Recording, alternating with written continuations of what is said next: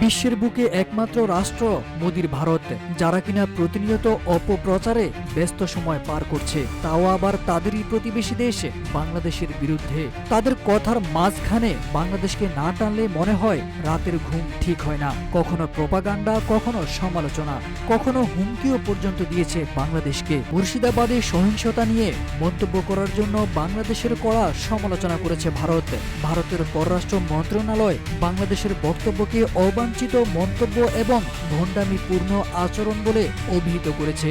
ঢাকার মন্তব্যকে অপ্রয়োজনীয় উল্লেখ করে নিজ দেশের সংখ্যালঘুদের নিরাপত্তায় নজর দেওয়ারও পরামর্শ দিয়েছে ভারত সরকার। মুর্শিদাবাদে সংঘটিত সহিংসতায় জড়িত থাকার অভিযোগ প্রত্যাখ্যান করে বাংলাদেশের প্রেস সচিব শফিকুল আলম বলেছিলেন, আমরা ভারত এবং পশ্চিমবঙ্গ সরকারকে সংখ্যালঘু মুসলিম জনগোষ্ঠীর সম্পূর্ণ সুরক্ষার জন্য সকল পদক্ষেপ নেওয়ার আহ্বান জানাচ্ছি।